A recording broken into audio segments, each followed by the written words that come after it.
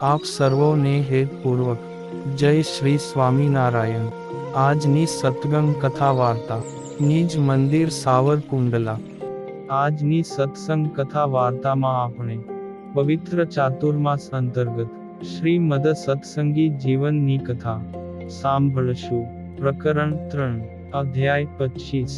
1 સુવ્રત મુનિ કહે છે કે, હે પ્રતાપસિંહ રાજન, કાર્તિક શુક્લ ચતુર્થીને દિવસે સભામાં વિરાજમાન થયેલા શ્રીહરિ અસ્પૃશ્ય મનુષ્યોના સ્પર્શથી ઉત્પન્ન થતા દોષથી પોતાના ભક્તજનોની રક્ષા કરવા માટે સ્વયં કૃપા કરી કહેવા લાગ્યા કે, હે ગૃહસ્થ ભક્તજનો, હે ત્યાગી સંતો તથા હે બ્રહ્મચારીઓ, તમે મારું વચન સાંભળો। મારે શરણે આવેલા એવા તમારા સર્વેનું હિત થાય તેવા વચનો હું તમને કહું છું, તે તમે ધ્યાનપૂર્વક સાંભળો। હે ભક્તો, આ લોકમાં 2 પ્રકારની સ્ત્રીઓ છે।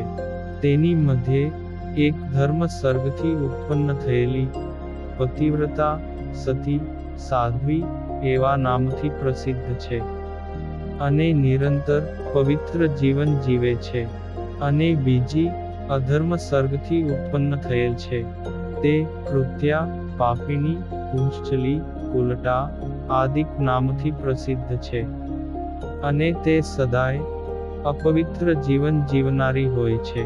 આ બંનેની મધ્યે જે પહેલી પતિવ્રતા નારી છે, તે પોતાના સમીપ સંબંધ વિનાના ઇતર પુરુષોનો સ્પર્શ જો આપતકાળ વિના થઈ જાય તો જેમ દેહાભિમાની મનુષ્યો કાળા નાગથી ભય પામે તેમજ ભય પામે છે, અને જો ક્યારેય સમીપ સંબંધ વિનાનો પુરુષ પોતાનો સ્પર્શ કરે તો તે પતિવ્રતા નારી જેમ વાનરીના કે પ્રજ્વલિત અગ્નિના સ્પર્શથી જેમ પીડા પામે તેમ અંતરમાં અત્યંત પીડાય છે। અને બીજા પ્રકારની જે કૃત્યા જેવી સ્ત્રીઓ છે, તે સ્વયં પુરુષનો સ્પર્શ કરે અથવા અન્ય પુરુષ પોતાનો સ્પર્શ કરે છતાં પણ તેને તેનો સંતાપ હૃદયમાં થતો નથી, તેમજ માર્ગમાં આવતા જતા અન્ય પુરુષનો સ્પર્શ થતો હોય તેમાં પણ તેને કોઈનો ભય લાગતો નથી। હે ભક્તો, આવી રીતે જેમ 2 પ્રકારની સ્ત્રીઓ છે, તેમજ પુરુષો પણ 2 પ્રકારના હોય છે। તેમાં એક ધર્મવંશ સાથે ઉત્પન્ન થયેલા જે પુણ્યશાળી હોય છે, અને બીજા અધર્મવંશ સાથે ઉત્પન્ન થયેલા તે પાપી હોય છે। તેમાં પહેલા પ્રકારના પુરુષો એક પત્ની વ્રત વાળા હોય છે, અને તેઓ પરસ્ત્રીના સ્પર્શથી થતા પાપથી ભય પામતા હોય છે, અને બીજા પ્રકારના પુરુષો કુલટા સ્ત્રી સમાન આચારવાળા હોય છે। પરસ્ત્રીના સ્પર્શમાં તેઓને કોઈ શંકા જ હોતી નથી। હે ભક્તજનો, સ્ત્રી તેમજ પુરુષને પરસ્પર જાણે કે અજાણે સ્પર્શ થઈ જાય તો તે સ્પર્શદોષ પાપરૂપ છે અને દુઃખદ પણ છે। તેથી આ લોકમાં સર્વ સ્ત્રી પુરુષોનું હિત કરતો આ સ્પર્શાસ્પર્શનો વિવેક હું તમારી આગળ યથાર્થપણે નિરૂપણ કરું છું, તે તમે સાવધાન થઈને સાંભળો। વિધવા સ્ત્રીનું શરીર સર્વ અમંગળ વસ્તુઓમાં પણ અમંગળરૂપ છે, અને અપવિત્રમાં અપવિત્ર પણ છે। આ રીતે પુરાણોમાં બહુ પ્રકારે કહ્યું છે।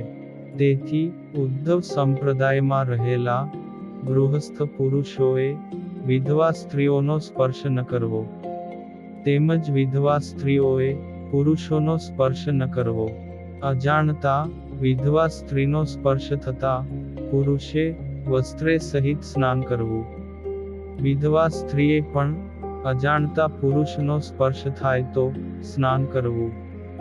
તેમજ જો જાણી જોઈને પરસ્પર સ્પર્શ કરે તો બંનેએ એક ઉપવાસ કરવો।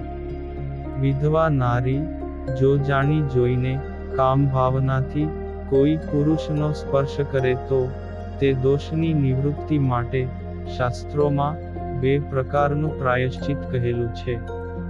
તેમાં પહેલું, જો કોઈ એકાંત સ્થળમાં વિધવા સ્ત્રીએ કામ ભાવનાથી પુરુષનો માત્ર સ્પર્શ કર્યો હોય તો તેને 2 દિવસ પર્યંત ઉપવાસ કરવા. અને બીજું, જો કોઈ ઇતર મનુષ્ય તેણે કરેલા સ્પર્શને જોઈ જાય કે જાણી જાય તો તે વિધવાએ ચાંદ્રાયણ વ્રત કરવું. અને પુરુષને 2 દિવસ ઉપવાસ કરવા. અને મારા આ વચનનો અનાદર કરીને અથવા શરીરને પીડા થયાના ભયથી જે સ્ત્રી મેં કહેલું આ પ્રાયશ્ચિત નહીં કરે તો તે અત્યંત કષ્ટ પામશે, તેમજ આ લોકમાં અપકીર્તિ પામશે, અને મર્યા પછી નરકની યાતના ભોગવીને પાણી વગરના અરણ્યમાં ભૂખના દુઃખથી આકુળ વ્યાકુળ એવી પિશાચણ બનશે. અને જે ગૃહસ્થ પુરુષ જાણી જોઈને કામભાવથી જો વિધવાનો સ્પર્શ કરે તો તેણે પણ પૂર્વોક્ત કહેલા 2 પ્રકારના પ્રાયશ્ચિત કરવા. તેમાં એકાંતમાં કામભાવથી જે પુરુષે વિધવા સ્ત્રીનો સ્પર્શ કર્યો હોય અને કોઈ જાણે નહીં તો 2 ઉપવાસ કરવા. અને વિધવા સ્ત્રીએ 1 ઉપવાસ કરવો. તથા જો કોઈ જાણી જાય તો તે પુરુષે યથાશાસ્ત્ર ચાંદ્રાયણ કરવું. તથા વિધવાએ 2 ઉપવાસ કરવા. અને મારા વચનનો અનાદર કરીને કુબુદ્ધિમાન પુરુષ મેં કહેલું પ્રાયશ્ચિત નહીં કરે તો તેની આ લોકમાં અપકીર્તિ થશે અને મરીને યમયાતના ભોગવશે.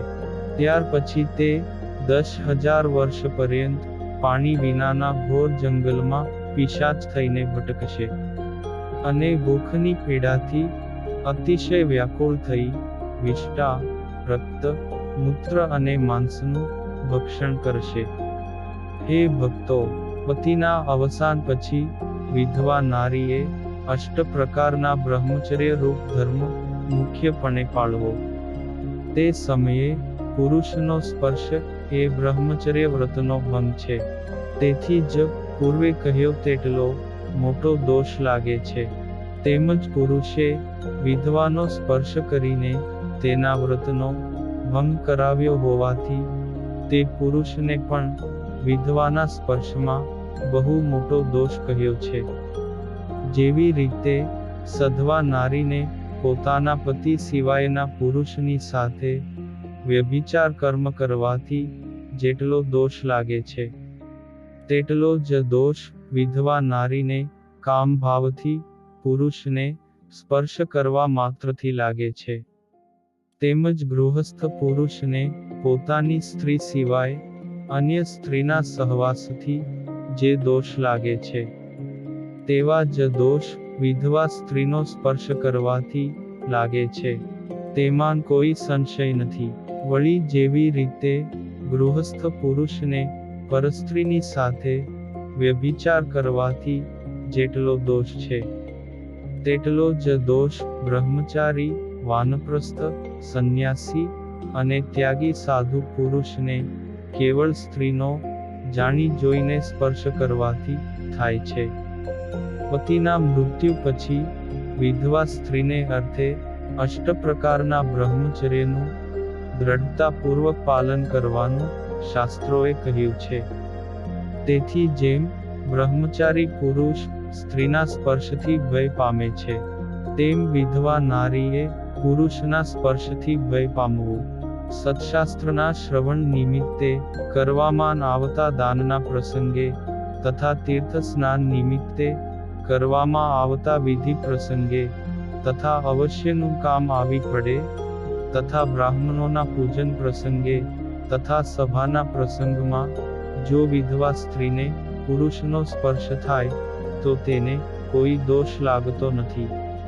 પરંતુ જો એકાંત સ્થળમાં દાન કે પૂજન કરે તો ભગવાનના ભક્ત એવા વિધવા સ્ત્રી અને બ્રાહ્મણ બંને ચાંદ્રાયણ વ્રત કરે ત્યારે તેમની શુદ્ધિ થાય છે અને રોગાદિક આપાતકાળમાં વૈદ્યનો સ્પર્શ થાય.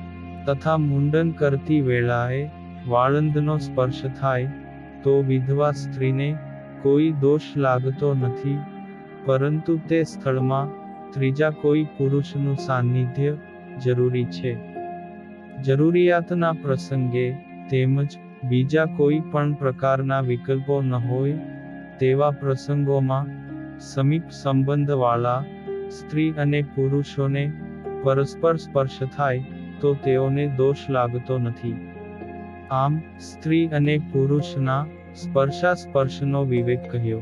અને હવે પછીની કથા વાર્તા આપણે આગળના ભાગમાં સાંભળશું. અત્યારે આપ સર્વોને ભાવથી જય શ્રી સ્વામિનારાયણ.